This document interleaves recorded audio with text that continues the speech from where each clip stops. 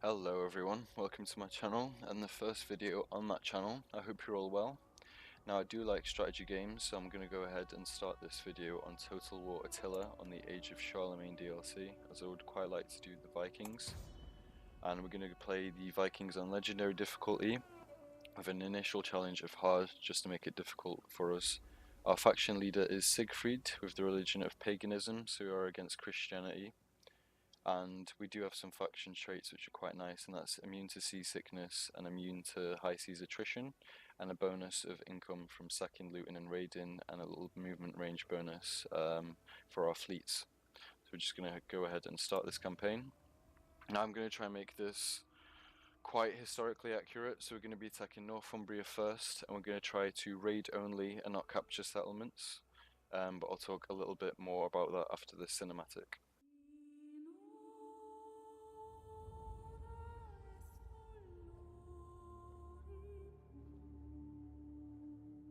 There have been many kings before you.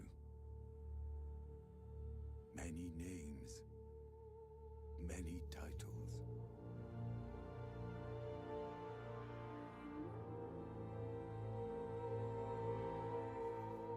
Men who rose from nothing.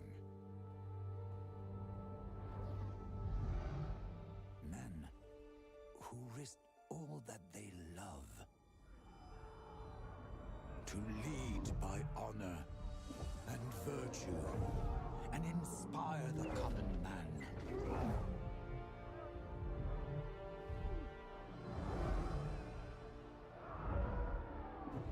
Do you think you're different?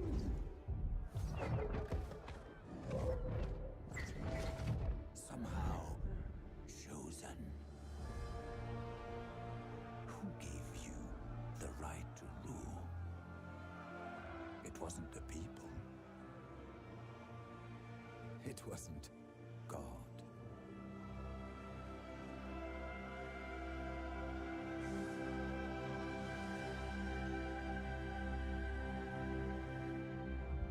It was you. It was me. Nice little cinematic there for the Christian factions. Shame they don't have one for the Vikings. Okay, so I'm just gonna go ahead and skip this introduction. So we are Denmark, essentially, the Danes, and we are going to be attacking England. Now, like I said, we are going to try and do this a bit historically. So Ragnar, or the first Vikings, first attacked Lindisfarne, which is about here. It's just above Bebbanburg, but they don't have it on this map, and Bebbanburg is a fortress. So for now, we're just going to be raiding underneath it in these provinces here for our first raid. As I said, we aren't settling, as the first generation of Vikings never really did. We are going to recruit a few spearmen. Actually, no, let's make this a Viking army. So we're going to recruit axemen with a bonus of archers just to support. We're going to do this for 2 turns, and we're going to decimate our army as well, because our integrities are very low for both forces, which means by the time we even get to England, our forces will turn on themselves, attack each other, and we won't even get an army to England.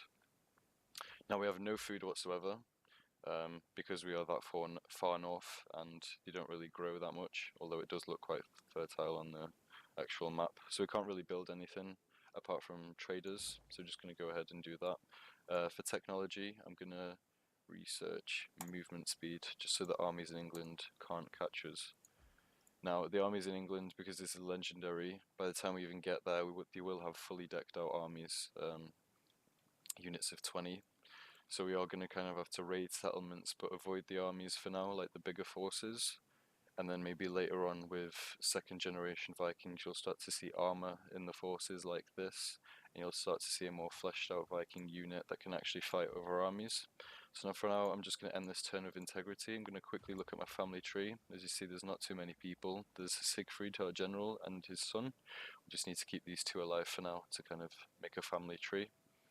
And for now, that's it. We do have the Admiral Ragnar, which is quite nice. Ragnar Lothbrok.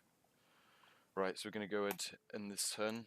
We don't need to assign a governor really yet, as the bonuses aren't too good. Maybe we'll do that next turn.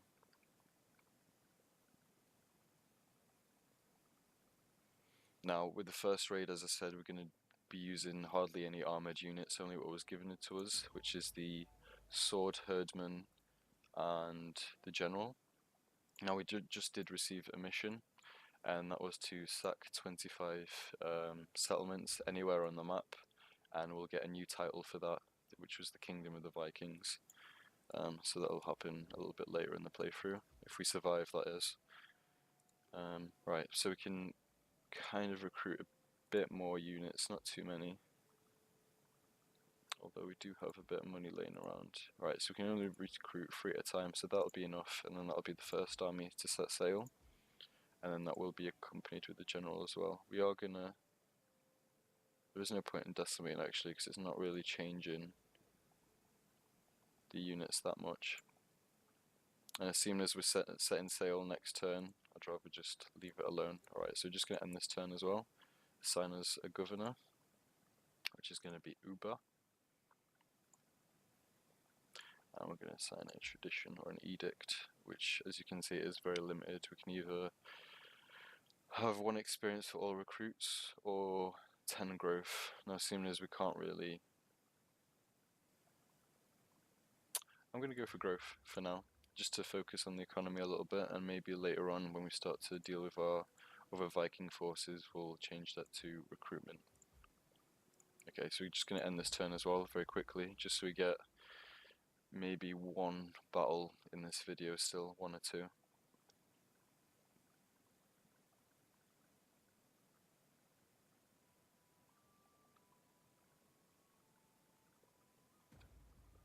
Okay, so we have Restless Warriors, which means we have -1 loyalty for our faction, -5 public order on all our provinces, and -10 growth. So we are going backwards now, and as you can see, no one is happy here at all, even with the 2 armies here holding it. So we're going to go ahead and make this army abandon Rib, and we're going to go ahead to the northern England and start sacking. Hopefully if we get income from the sacking and raiding, we can put this back into our buildings and get a bit more of a predicted income, because we only have 504 a turn at the minute. Okay, we're going to quickly end this turn as well. Now, I was going to do this campaign with the Age of Vikings workshop DLC, but the reason I didn't do it is because I wanted a hard campaign initially, and if I do Age of Vikings, the Danelaw faction is already in England, which is the Sons of Ragnar, and that just makes the campaign too easy, because you go there, you raid, and you can go up to Danelaw just to replenish your forces. They can't get into Danelaw because Danelaw has too many Vikings there already, and there's not much of a challenge in the campaign, whereas this, your own troops can turn against you, and the English can be too well defended from the get-go, so the campaign can already be a disaster before you even get there. Now, it's taken a while for us to get there, and our homeland is falling apart, so we are going to go ahead and just hire another commander if we can, strategist. That'll do. And we're just going to get some base garrison units just to hold in case there's a rebellion. So 3 units should be enough for now. And I'm just going to do a call to arms, just so his experience goes up and we can rank him up for military training towards the armies. Okay, so we're going to go ahead and end this turn as well. As you can see, it's taken us maybe 4 or 5 turns to reach England, and by then Wessex, Mercia, and Northumbria would have gathered some serious forces together. It will all be kind of the same lines of our forces, so basic spearmen and basic axemen and archers, but they should have maybe 20 units or more, as they do have 3 provinces as well, and they had a lot more time than us to prepare. But we should take them by surprise, hopefully.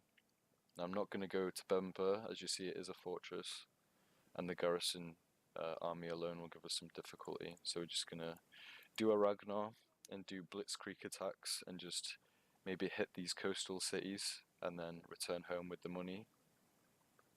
Okay, so maybe last turn or second to last turn, and we can attack Starenshall. Sterenshar. I would check Bebember to see where the forces are, but it takes too long for the fleet to move.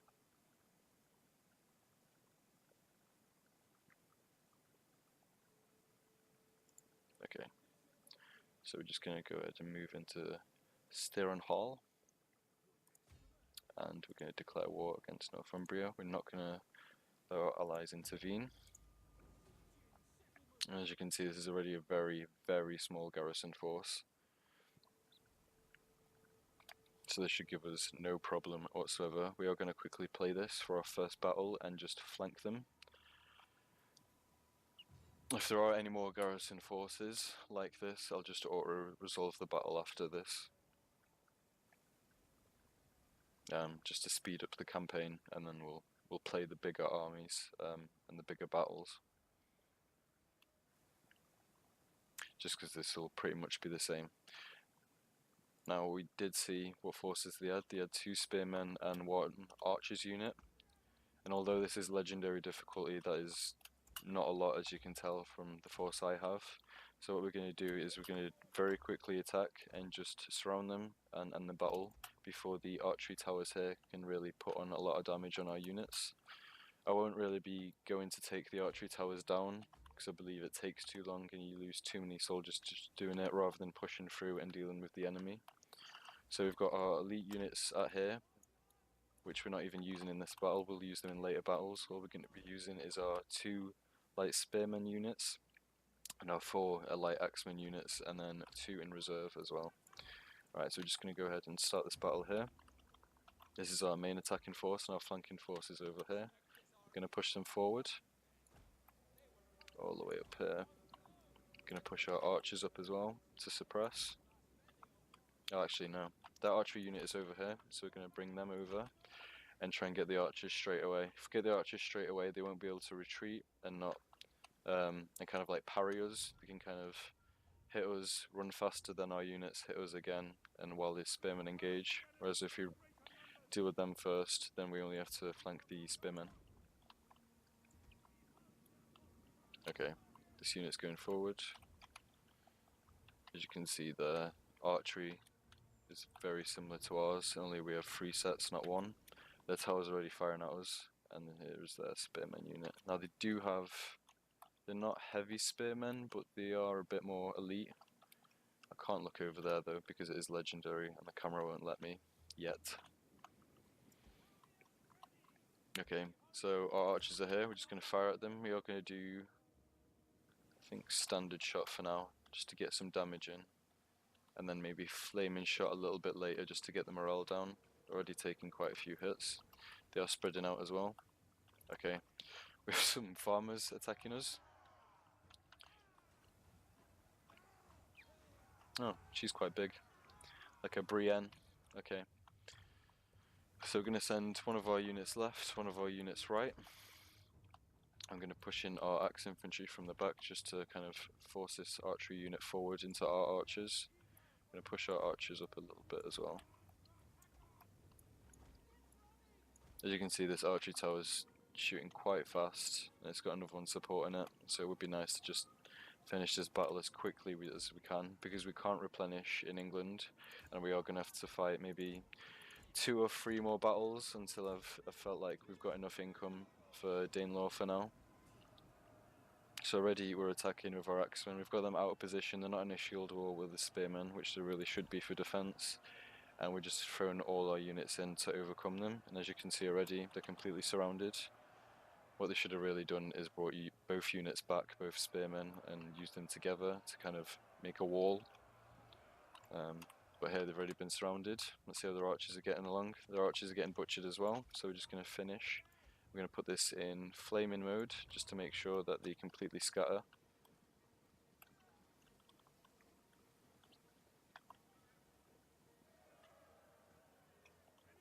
There we go.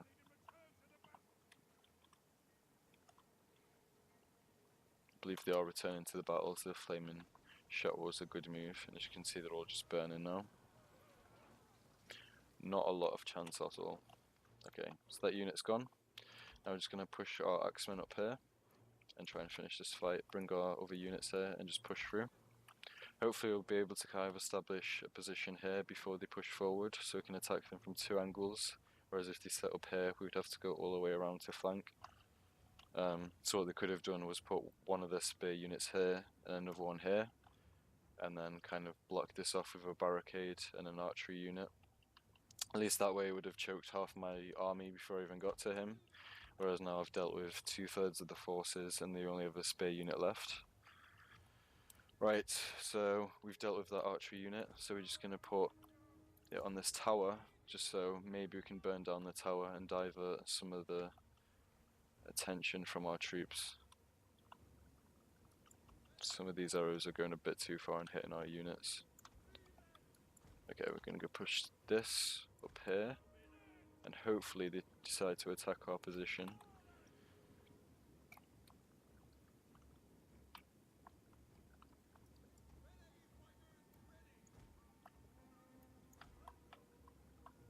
Okay, yeah, so they are pushing up, but it is too little too late. Oh, they are in fact charging us, so I'm actually going to spread out a little bit more and then charge them at the last minute. Like now, there we go. And now we're kind of spread out a lot more rather than coming from here and attacking that one little position. And this will share the units out quite well. As you can see, most of their units are engaged now, apart from the right. I'm just going to send these two to the right, just in case we need to finish it quickly. We're going to push through, there we go. This battle is almost over. Oh no, our units are pushing through and breaking their wall. Okay.